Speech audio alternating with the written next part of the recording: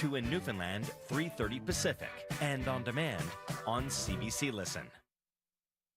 You know the feeling of finding a really good podcast? Or the feeling of someone always being there, like your favorite radio show? Stream CBC Podcasts, CBC Music, and CBC Radio anytime, anywhere. Download the CBC Listen app for free. This is CBC News. At 12 o'clock, we're at 17 degrees with mostly sunny skies over downtown Winnipeg. Good afternoon. I'm Matt Humphrey. True North Real Estate Development is pulling the trigger on its option to purchase Winnipeg's Portage Place Mall. We are very pleased to confirm that we will be purchasing the Portage Place lands and building and will commit to the Portage Place campus redevelopment plan. The real estate wing of the Winnipeg Jets has plans to redevelop the crumbling downtown mall, investing $650 million into the downtown property. True North's Jim Ludlow says transformation work will soon begin. And then proceed to subdivide the property into 3 core asset classes of health, housing, and central neighborhood retail services, parking, and public spaces. And then we will build for Winnipeg and for downtown. So PCL, if you're out there listening, make sure to get some sleep this weekend. Ludlow says by the first quarter of next year, the public will begin to see real work being done on the mall site. True North is also entering into an historic partnership with the Southern Chiefs organization to redevelop downtown. The federal government is also kicking in $10 million. The Winnipeg School Division is dealing with close to 1,200 students more this fall than expected. They had budgeted for 28,400 students. They have 29,600. Superintendent Matt Henderson says they've had to juggle classrooms and staff. We've opened up 6 additional kindergarten classrooms and a few early years classrooms as well, where we can, because not every school has the space to open up a new classroom. But where we haven't had that opportunity, we've added more learning support. We've added more English second language teachers. Henderson says immigration is one factor in the increase, but there are also a number of homeschooled students who are coming back to class. Henderson says the areas seeing the largest increases are the inner city, west and northwest quadrants. A mother and her 3 children who had been missing from Ontario have been found in Fort Qu'Appelle, Saskatchewan. The 55-year-old mother and her children were first reported missing last December. In June, Bois-Évain RCMP got a report they were at the Bois-Évain port of entry at the Manitoba-U.S. border. They were taken into care at that time. But the mother was released from custody because the warrant didn't extend into Manitoba. The mother and children disappeared again until this week when they were spotted in Fort Qu'Appelle. The children are now in the process of being reunited with family in Ontario. The mother is being held in custody in Brandon. Amid mounting concerns about the possibility of a wider war breaking out in the Middle East, a defiant Benjamin Netanyahu delivered an address this morning to the UN General Assembly. I didn't intend to come here this year. My country is at war, fighting for its life. But after I heard the lies and slanders leveled at my country by many of the speakers at this podium, I decided to come here and set the record straight. Netanyahu insists Israel seeks peace, but he says his country must defend itself from its enemies. His appearance comes as Israel and Hezbollah continue to exchange rocket fire today, and the global community continues to push for a temporary ceasefire. From Florida to North Carolina, now tropical storm Helene walloped the U.S. southeast. Here's Georgia Governor Brian Kemp. This has been a deadly storm. We've had 11 confirmed fatalities. We know that one of those was a first responder. When we ask people to stay off the roads and be patient, it's because we are trying to get to people. It is a very dangerous environment, and one of our finest has lost his life trying to save others. Meanwhile, in Florida, there have been 2 deaths linked to the storm, and officials say that number could climb as search and rescue crews look for survivors. Thousands of people are trapped in damaged or flooded homes along Helene's path, and more than 3 million homes and businesses are without power. Helene is continuing north into Virginia and Tennessee, bringing the risk of flash flooding. And finally, she's being called a legend, one of a kind, and one of the greatest actors Britain has ever produced. Maggie Smith has died at the age of 89. Eli Glasner has this look at Smith's long and spectacular career. For withering wit, no one could hold a candle to Maggie Smith, whether as Professor McGonagall putting Harry Potter and friends in their place. Perhaps it would be more useful if I were to transfigure Mr. Potter and yourself into a pocket watch. That way one of you might be on time. Or as the Dowager Countess from Downton Abbey. I don't understand. No, if you wish to understand things, you must come out from behind your prejudice and listen. But Smith was an award-winning actor long before dealing with boy wizards and butlers, receiving her first Oscar in 1969 for her role as a schoolteacher in the prime of Miss Jean Brodie. I am a teacher. I am a teacher first, last, always. And for the 1978 comedy California Suite, where co-star Michael Caine said she didn't just steal the film, she committed grand larceny. She won Emmys, BAFTAs, a Tony, and more, but Smith always stood out as an actor that could add a certain spark to any character. Eli Glaster, CBC News, Toronto. And she will be missed. In Winnipeg, sunny skies today, a high of 23 degrees. Brandon, sunny and windy, a high of 25. Dauphin, wind from the southwest, a high of 24. Flin Flon, a mix of sun and cloud, a high of 21. Thompson, a few clouds and windy, a high of 18 degrees. And in Churchill on the Bay, mainly sunny and windy today, a high of 15. Right now, you are listening to CBC Radio 1.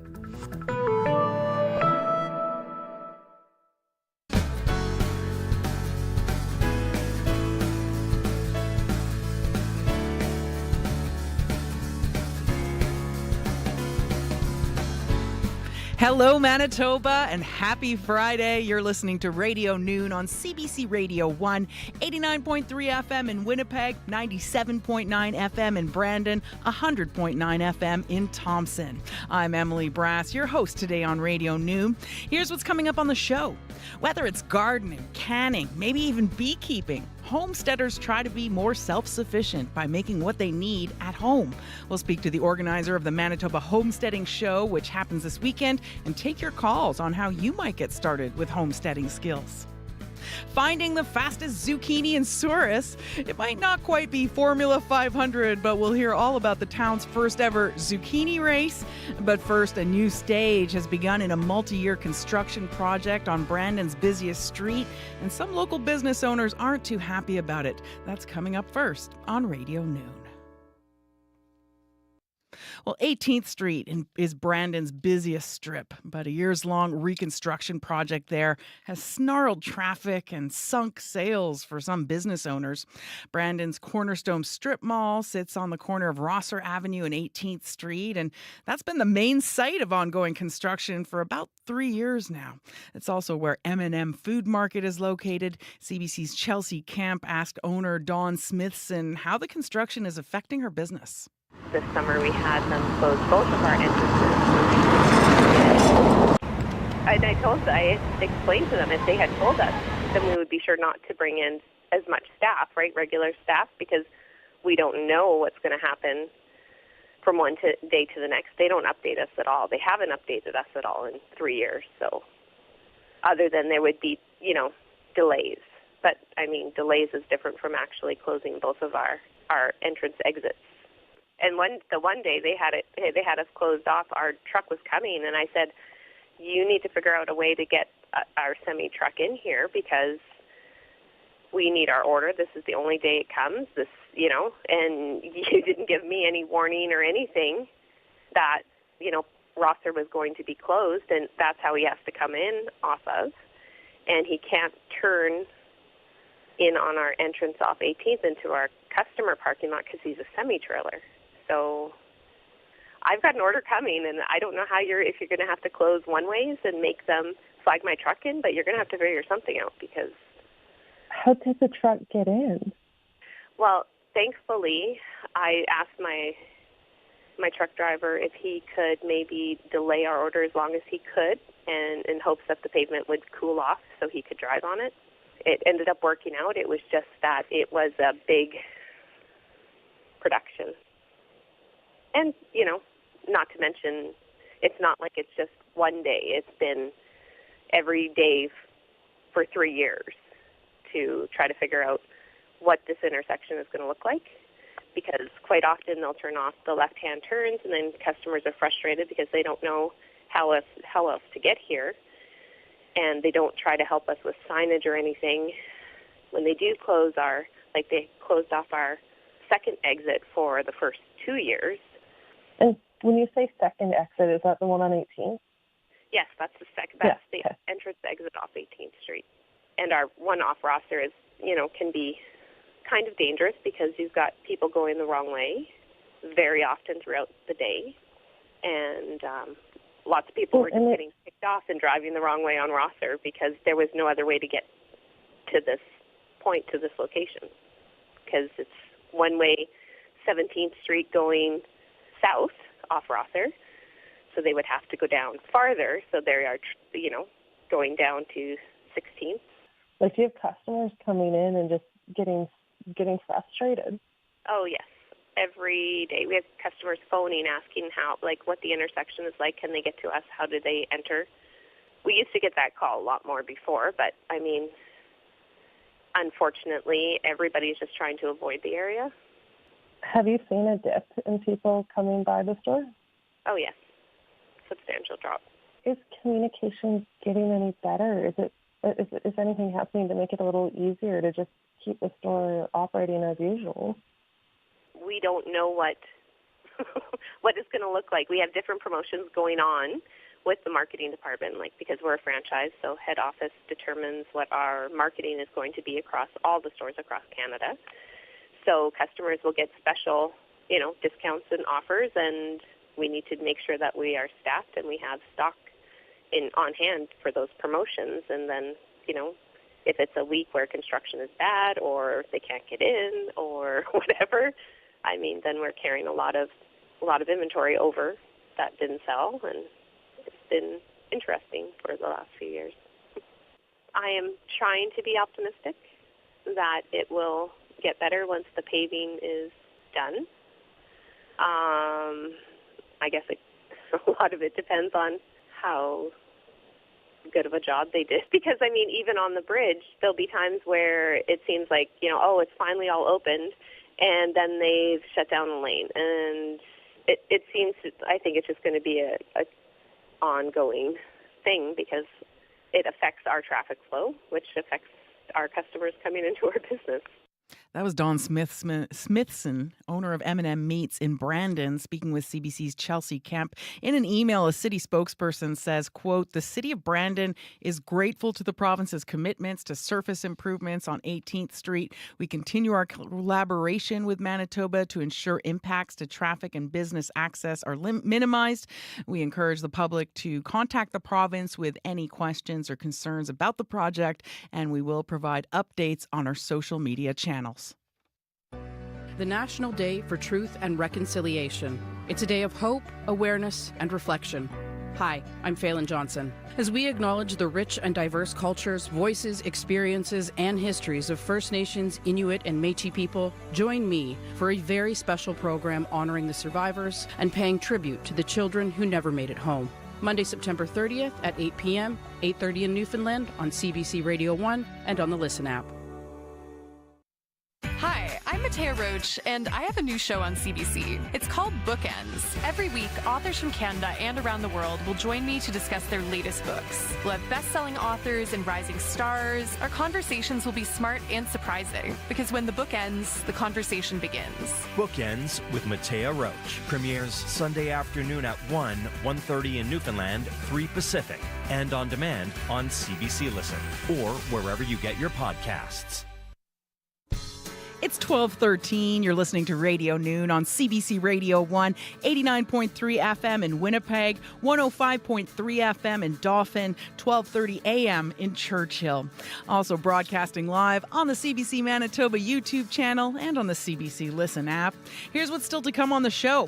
Finding the fastest zucchini in Souris. The town is introducing zucchini racing for the first time at its fall festival. We'll hear how it works and why zucchinis.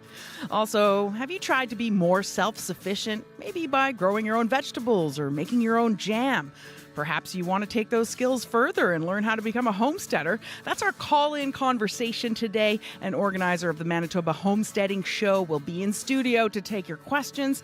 You might want to write down the numbers now.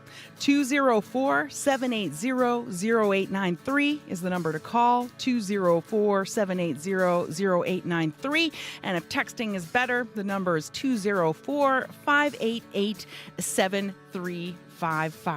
Well, taking a look at the forecast for today, sunny with a high of 23, clear tonight going down to a low of 11, sunny tomorrow with a high of 26, tomorrow night partly cloudy going down to 13, and a mix of sun and clouds with a high of 27, breezy on Sunday. Riley Lachuk will be in later to update the forecast.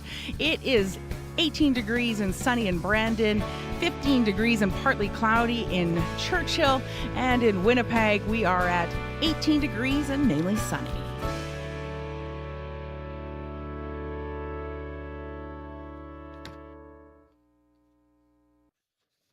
Time now for a little bit of music. Desiree Dorion is Manitoba's own musician. She just released her new EP. It's called Remember Your Name. Desiree says she wrote the release's title track as a way to reflect on her journey of rediscovering her past self and, more importantly, embracing who she is now. Here's Desiree Dorion with Remember Your Name.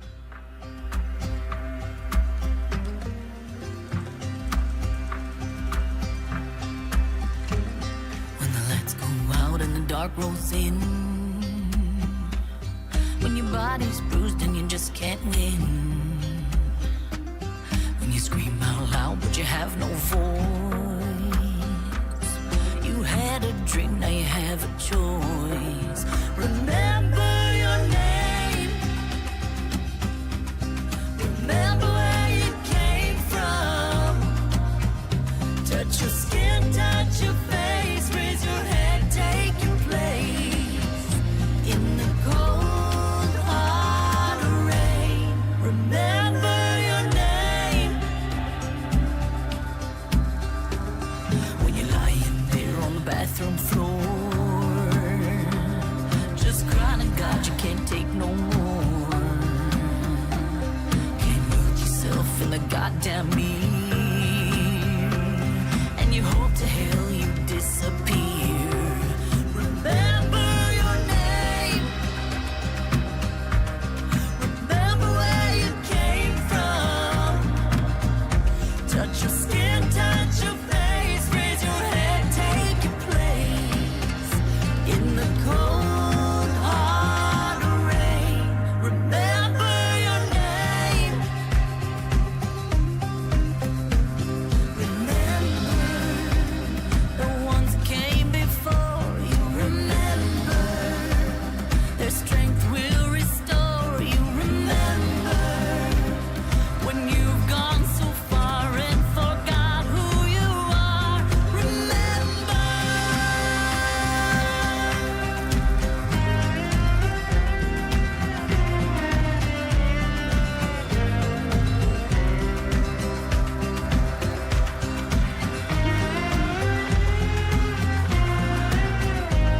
Remember your name.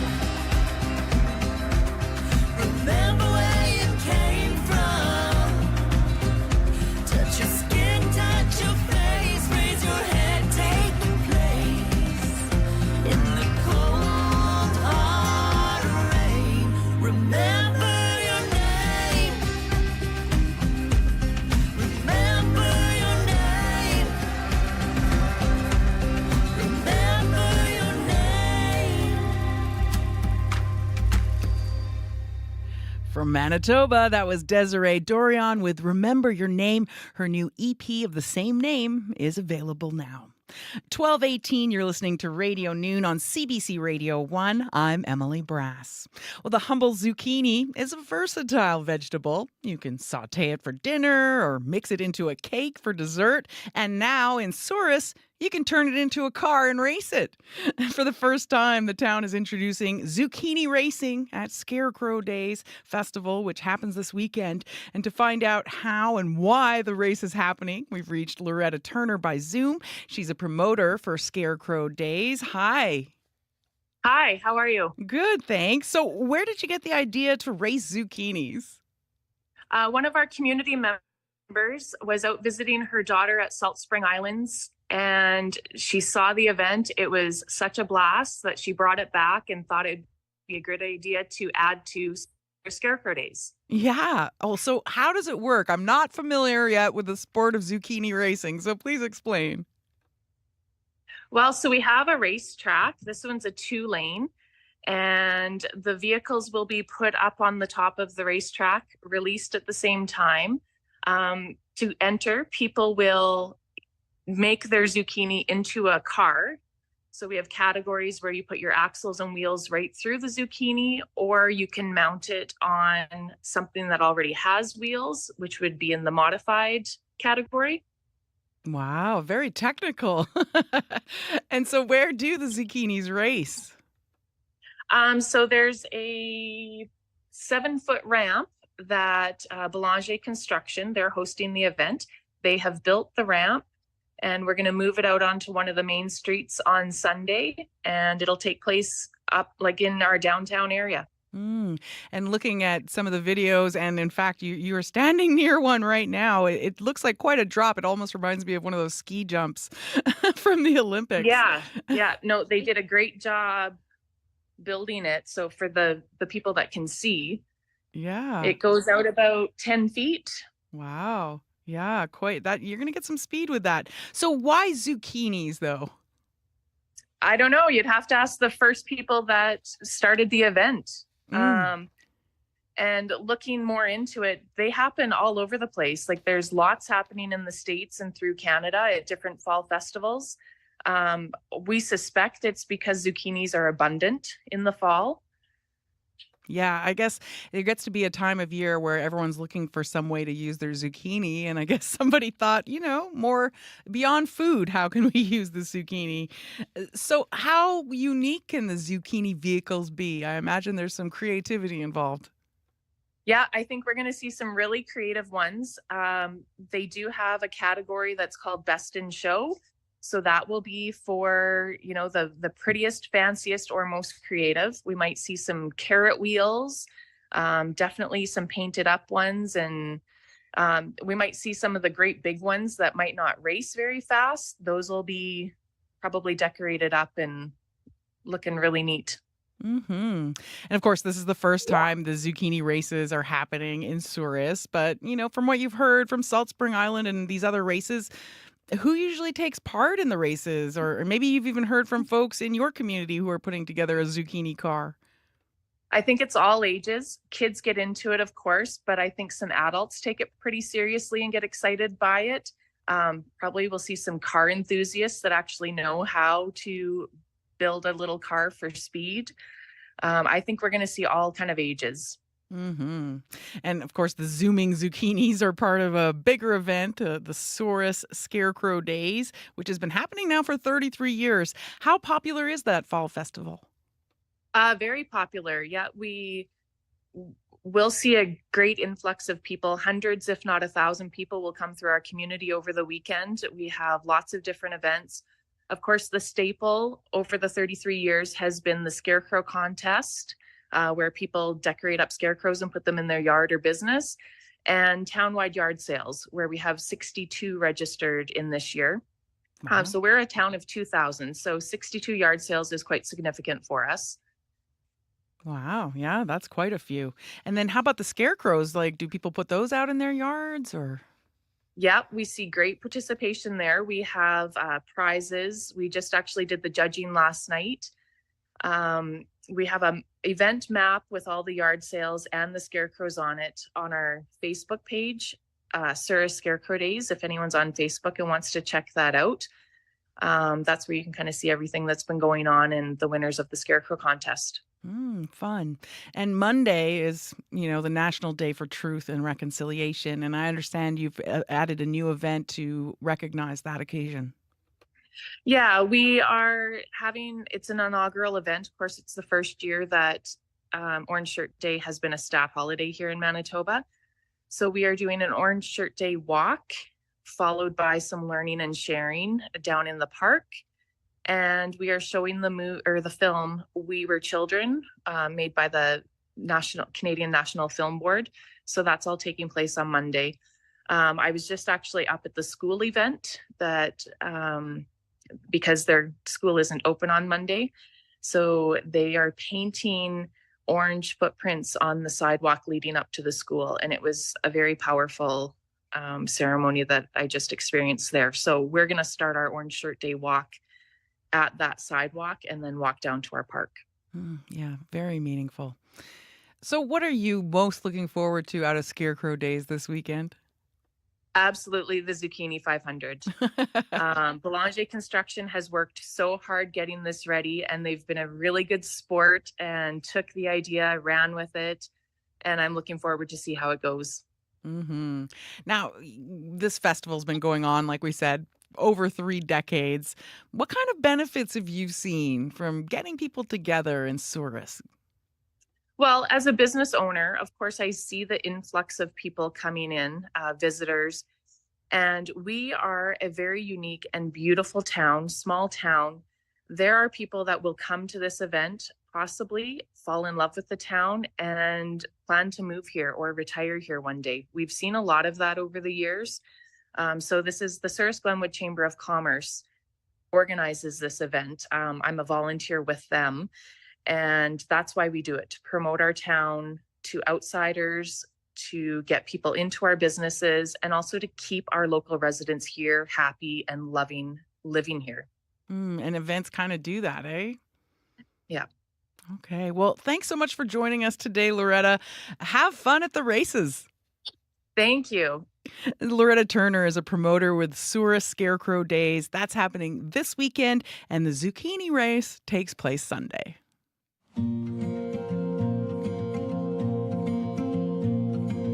Everyone's buying houses, and I still live in that 1 bedroom.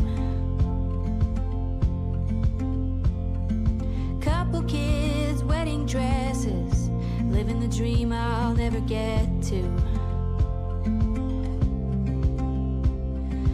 Filtered pictures, smoke and mirrors, they have everything I don't. Better bodies, lesser worries, yeah, every time I say I won't, I say she's prettier, her life seems dreamier, and it kinda makes me wanna throw my phone. It kills my self-esteem, means way too much to me, to be the girl that I want them all to know. But how I really feel won't make the highlight reel, 'cause if I'm honest, even I'm a scam on Instagram. Posting pictures of me smiling when that one guy broke my heart. Videos of me singing when I was singing to an empty bar. Bathroom crying, fake friends lying, but I still follow anyway. Go on with my day and say she's prettier, her life seems dreamier, and it kinda makes me wanna throw my phone. It kills my self-esteem, means way too much to me, to be the girl that I want them all to know. But how I really feel won't make the highlight reel, 'cause if I'm honest, even I'm a scam on Instagram. These days we all need validation, but we can't reach the expectations, 'cause she's way prettier, her life seems dreamier. Yeah, I tried, but I just can't put down my phone. It kills my self-esteem, means way too much to me, to be the girl that I want them all to know. But how I really feel won't make the highlight reel, 'cause if I'm honest, even I'm a scam on A song about separating the realities of life from the images presented on our social media feeds. That was Geneviève Rassette with her new song called Instagram. It is now 12:29, coming up on local news time, and here's what's still to come on today's edition of Radio Noon. Well, whether it's gardening, canning, maybe even beekeeping, homesteaders try to be more self-sufficient by making what they need at home. We're going to speak to the organizer of the Manitoba Homesteading Show, which is happening this weekend, and we'll take your calls on how you might get started with homesteading skills. Maybe you've already tried to be self-sufficient, maybe growing your own vegetables or making your own jam, or maybe you want to take those skills further. Maybe you even remember your grandparents doing things like that.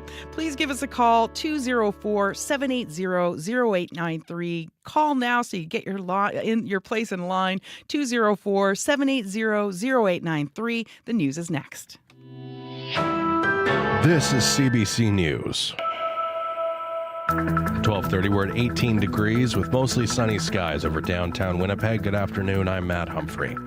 Manitoba's largest school division is even larger than expected. Winnipeg School Division Superintendent Matt Henderson says about 1,200 more students enrolled than they'd budgeted for. He says they estimated they would have around 28,400 full-time equivalent students. Henderson says the actual number is well over 29,600. All over. It's really interesting that we have schools in Elmwood that are seeing increases in the West End, certainly in the inner city, in the Northwest Quadrant, where Sisler is full. Henderson says immigration is one of the drivers, but not the only one. He says they're seeing a lot of students who are being homeschooled after COVID who are coming back to class now. Henderson says they have created 6 new kindergarten classes, employed supply teachers, and more English as an additional language staff. Israel missiles have struck Hezbollah Central Command in a densely populated suburb of Beirut. There are reports the group's leader, Hassan Nasrallah, was the target. It's not yet known who was killed in what is being considered Israel's largest bombardment of Lebanon in years. Julia Chapman has more. As the sun set in the Lebanese capital, a series of loud explosions echoed through the city. The Israeli military says it hit Hezbollah's central headquarters. Not long before the explosion, thousands were gathered in the Beirut suburb for the funeral of Hezbollah members killed in earlier strikes. Defense Minister Yoav Gallant said the Israeli army would continue to issue blow after blow. The militant group has also escalated its attacks in recent days, targeting cities including Haifa and Tel Aviv, responding to what it calls savage Israeli strikes. Most missiles have been intercepted. As the US and others call for a ceasefire, none is apparent on the ground. Julia Chapman, CBC News, London. And finally, if you think this is one of the warmest Septembers you've experienced in a while, you'd be right. Environment Canada meteorologist Stephen Berg says it could be a record breaker. He says the Weather Office took the daily mean temperature up until September 22nd.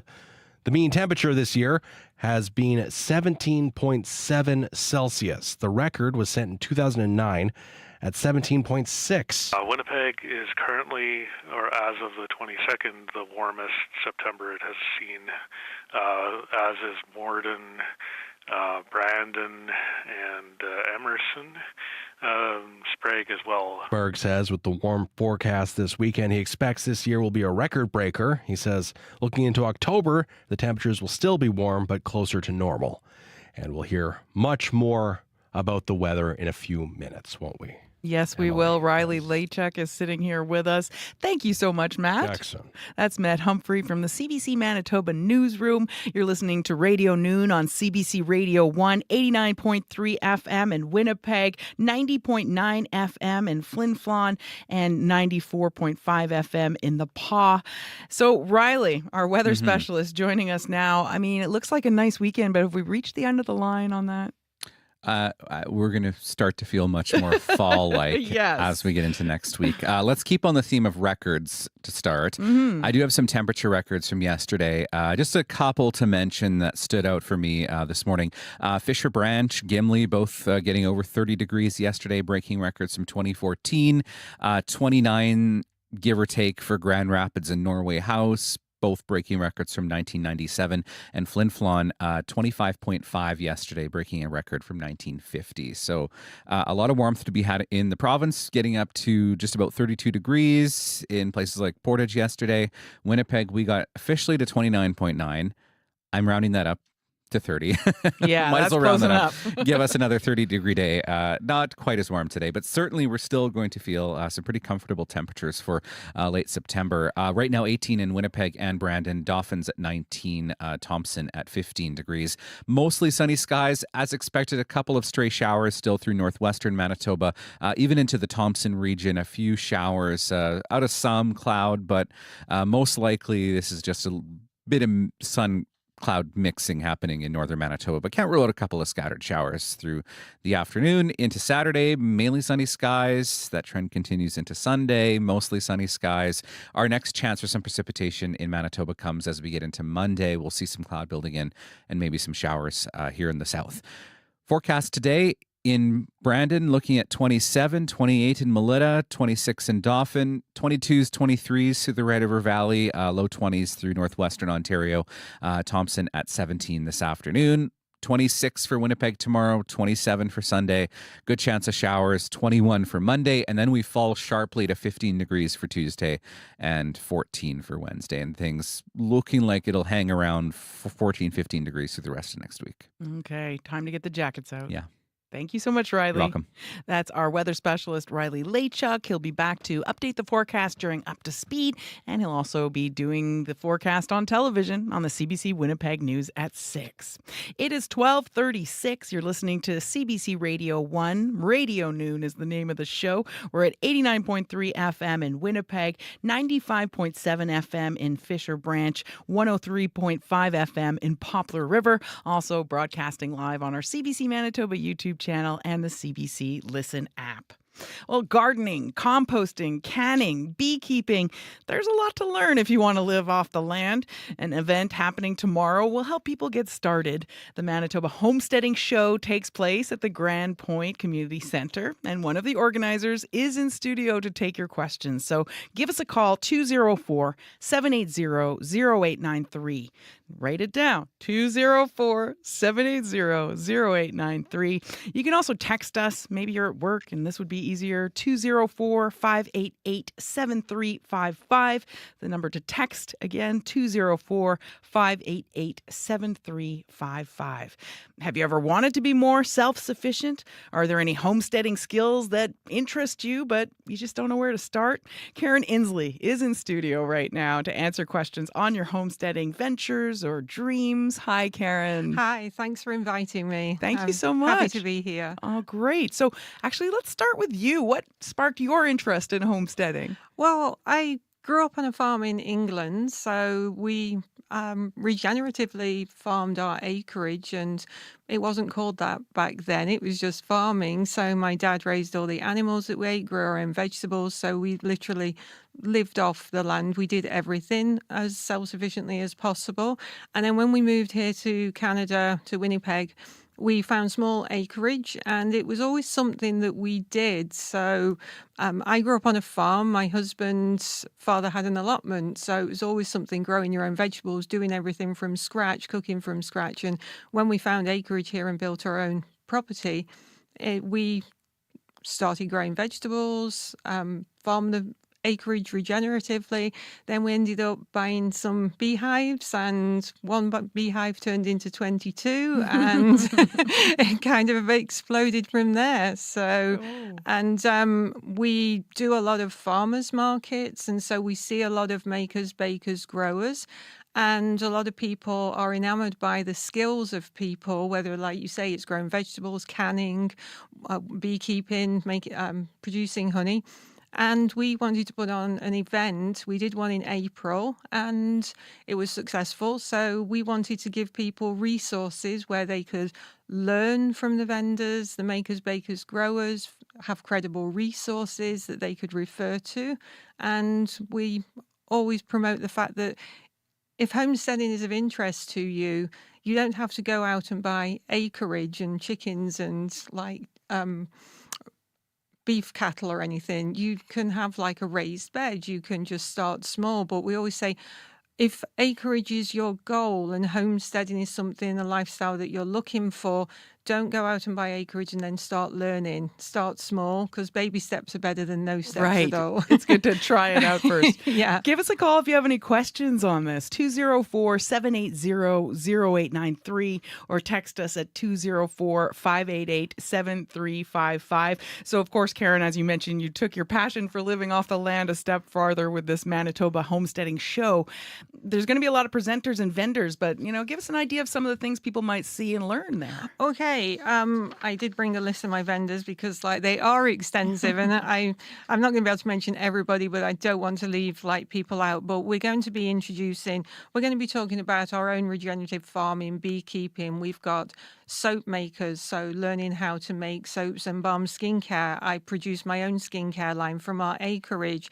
We have a wild flower and seeds vendor. We've got people who make pet treats, as they're always really popular.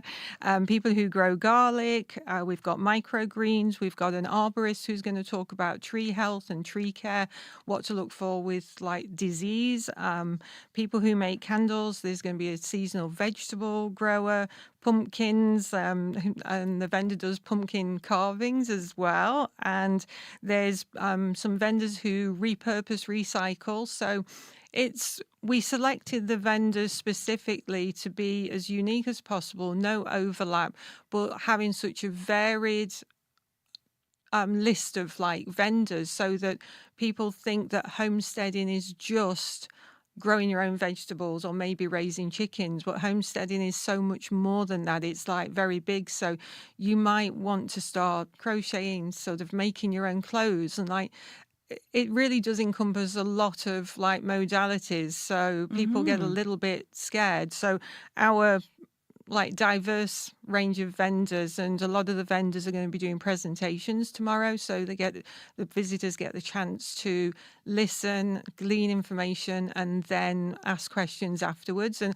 a lot of the times we always say, if you're thinking of doing something, whether it's growing vegetables, beekeeping, find a mentor and learn from them. And you might not end up doing it yourself. You might try it and it doesn't work out for you, but hopefully at the end of your journey or through your journey, we've given you a lot of credible resources, so that if you find that homesteading is not for you, there's a credible resource you can reach out to and ask questions.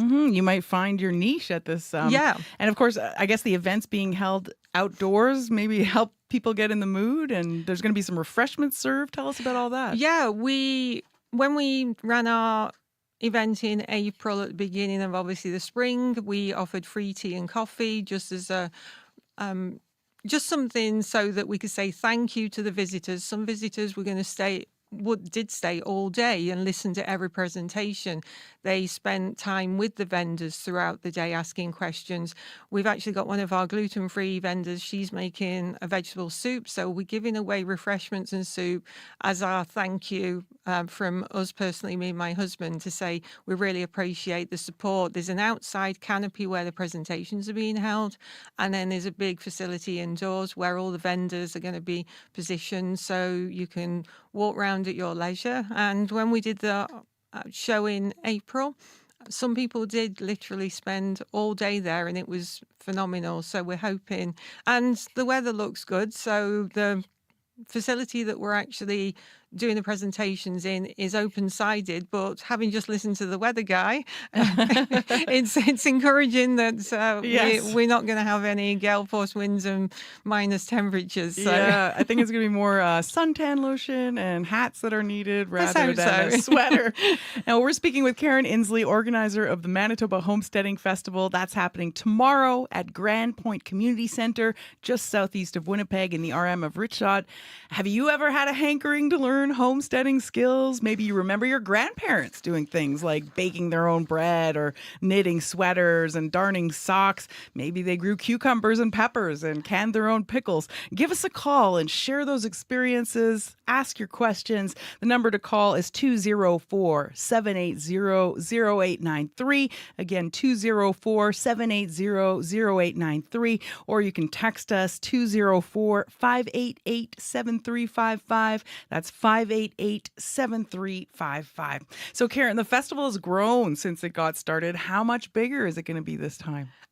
Probably at least I'd say 60% bigger. Wow. The facility that we found in April was a little bit small, and the presentations were actually inside the same room as what the vendors were. So we were kind of blown away by how many people did show up. So it was very noisy. So we thought we need a little bit of more space this time. So because we did an event in the north end of the city, we thought we'd bring it down to Grand Point, which is an up-and-coming community, and the south end of the city. So we found that people travelled to our April market in Lockport. So we're hoping that people travel to Grand Point. It's only a few minutes just south of the perimeter. So it is a bigger facility, and we're hoping that we get more success, from this one, because it is bigger, more vendors, more diversity, and investing into the presentation so that people learn a lot as well. And what does it say to you that more people are coming out? More vendors are coming? Well, we've got more vendors that we've got at the event this But is it like an interest in sustainability that's growing, do you think? Or I think it's definitely that more people are embracing not so much living off the land, because if you think, like a lot of people think homesteading, I've got to generate my own electricity, I've got to do everything, I've got to get animals. It's not that. I think people are curious because homesteading really encompasses such a wide variety of topics and subjects. So people, whether it's making your own toothpaste, whether it's pickling, making jams, whether it's having chickens, just learning how to manage the household like easier with regard to what you buy groceries wise. And people are curious. We've had like lots of shares and interaction on social media and people reaching out to us. And I think it's that curiosity, because people, I think, get a little bit overwhelmed as to what homesteading actually does mean. So we want to kind of simplify it. And I think from the posts that we've shared and the newsletters and the information we've been putting out there and the list of vendors that's on the website and the presentations, people are going, oh, I'm interested in that. So I think it's been generating like traction and like getting a lot of speed, because people associate homesteading with a narrow bracket of like subjects, but it isn't. It's so diverse and widespread. So I think, that's why we're bigger. It's a bigger market. Yeah. And like we've had so much interaction and people sharing our information and reaching out to us. Yeah. Yeah. Give us a call. Let us know what you want to hear. Maybe you even want more information about the festival itself and some of the vendors who are there. 204-780-0893, 204-780-0893, or text us at 204-588-7355. So, Karen, how self-sufficient and sustainable is your lifestyle in your home? I'm curious now. Well, we live on small acreage. We regeneratively farm it. We grow all our own vegetables. We built a thermally efficient house. We used SIP panels like ICF blocks. We have geothermal. We have a septic field, artesian well. We consider what we put into the soil. Our acreage is dense with red clover, so it not only makes the honey taste great, but red clover helps fix the nitrogen levels in the soil. I grow like botanicals, flowers, wildflowers, herbs for my skincare line, but we have an abundance of sea buckthorn berries that grow on the acreage again that give like nitrogen boosting qualities to the soil. I make my own toothpaste and dishwasher tablets and laundry detergent. And we're always really conscious of the full life cycle of a product. So my skincare line, like what happens when you wash it down the drain? Biodegradable ingredients, like how does it impact the soil, the aquifer? So we do everything we possibly can to improve the quality of the soil and leave the land in a better position than what we found it, and to invest in obviously the ecosystem, and we don't use any sprays, chemicals, pesticides, and we're not surrounded by agriculture, so we literally do everything as we possibly can, make our own compost, and so Well, and you touched on having grown up on a farm in England, but you've taken it a lot further. You've done research. Yes. You're using your own products that you make. The way you've constructed your home. Why is sustainability so important to you? Because having grown up on a farm, I've always been conscious of, like you say, the quality of the land and the environment around you. And it's important to, whether we benefit completely from what we're doing right now, we're looking at it for future generations, kids, the grandkids out there, creating a planet the planet is deteriorating, but we want to improve like the environment, the land, the soil, and without healthy soil, without healthy bees, there'd be no us. So we need to invest into whatever we can that's going to improve the quality of life and the environment, the climate, like the ecosystem. And so we want to try and do our little bit. And like I said at the beginning, baby steps are better than no steps. And I always look at it as referring like when we do with our bees, like as an individual, a bee is not that smart, but as a collective, like 500,000 bees, they are. And so we say that if every single household makes one sustainable, environmentally friendly homesteading like step to improving their own life, then as a collective, all those single steps that they've taken is going to benefit like future generations and the environment at the end of the day. Yeah. So we have a caller. Dave is on the line with a question. Dave, hi. Tell us where you're calling from and give us your question. Hi there. I'm from the Riding Mountain area. I'm wondering if you practice any no-till gardening where you don't rototill and you just loosen the soil. I'd like to learn more about that. My husband's the gardener as such, so he does all the vegetables, but we actually do promote no-till or minimal tilling. So I don't do any tilling in my botanical garden, and we do minimal tilling in the vegetable patch. I can't even remember the last time that my husband did use a rototiller. It broke many, many years ago, so we never replaced it. And from a soil health perspective, it really does benefit the soil. And I always say that if you build a solid foundation in your garden, you're going to like grow a healthy crop of vegetables, and no tilling and having ground crops is definitely beneficial to promoting a better crop of vegetables, flowers, whatever it is that you're doing. So it's something, yes, that we definitely do ourselves, and minimal tilling, definitely for sure. It does have a lot of benefit. Sometimes though, when you're prepping your soil and you're getting started initially, there's a lot of work that you have to do to the soil. So it is something that you might have to do initially to get your soil to such a position, because especially if we do have been living near Birds Hill Park, there's quite a lot of clay and sand, and the soil has taken some work over the years, but we've grown vegetables for probably too long that I want to actually admit. Dave, what are you growing, and why is no-till interesting you? Just because I think, because I've worked in gardens that are older family gardens, and the soil just seems to get harder and harder and harder. And right now I mainly have raised beds, but I want to get into a garden bed like in the ground, but I'd like to get those big pitchforks about 3 or 4 feet wide you step on and wiggle and do that instead of tilling it up and not ruin all of the ecosystem that's going underneath the surface.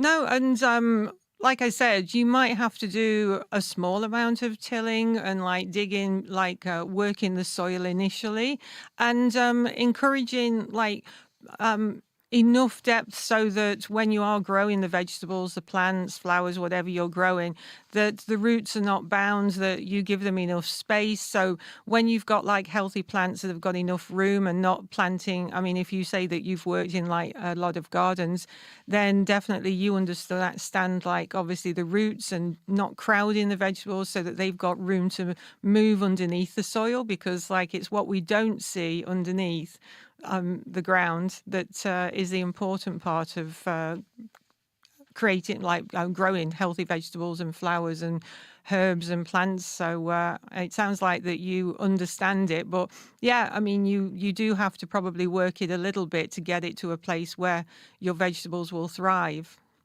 Thanks so much for that call, Dave, from Riding Mountain area. We appreciate that. And this is such a lovely thing to share. Thank you. I'm 4 hours away, but I'll be watching for in the spring if you're doing another one. Oh, thank you. Oh, awesome. Yes, we will. Great. We've been speaking with Karen Inslee, organizer of the Manitoba Homesteading Festival. That's happening tomorrow at Grand Point Community Centre, just southeast of Winnipeg in the RM of Richshot. So go ahead and come out. There's going to be free coffee and soup and tea. Thank you so much, Karen. No, thank you very much. It's been fun coming in, and I'm always excited when I can talk homesteading and bees. And it's contagious. Thank you.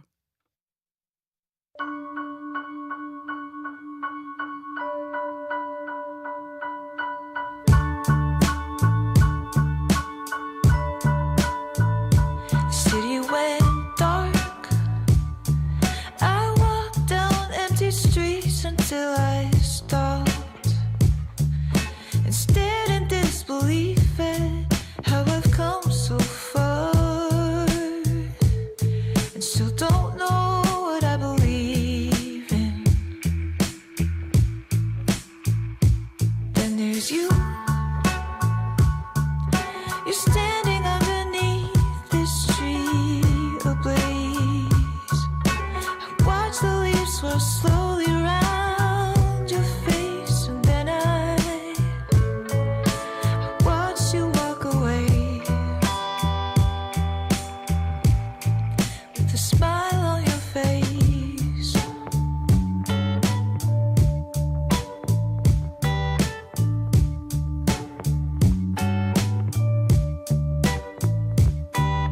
What is it that you know? Do you know how it is that all things grow? A grand soul of radiant light, burning so bright, and then it all fades to gray. Do you see it that way? Why are we so afraid to let go when it's time to let the credits roll? It's not easy to say goodbye, but at least you know the darkest of nights brings the morning bright, like sunlight on the water. So don't be afraid, my love. Don't be afraid, my love. So don't be afraid, my love, of the end.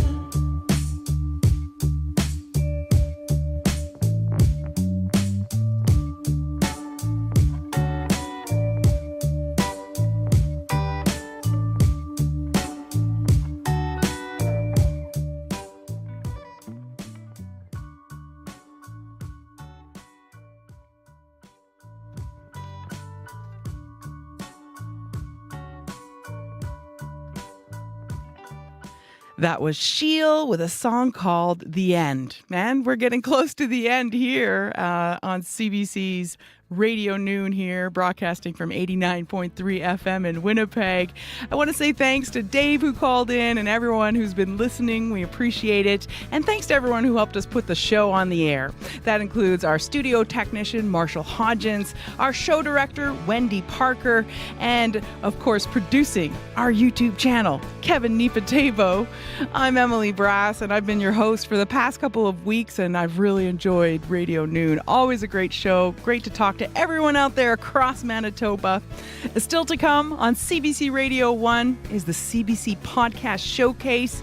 Hope you have a fantastic afternoon and an even better weekend. Take care.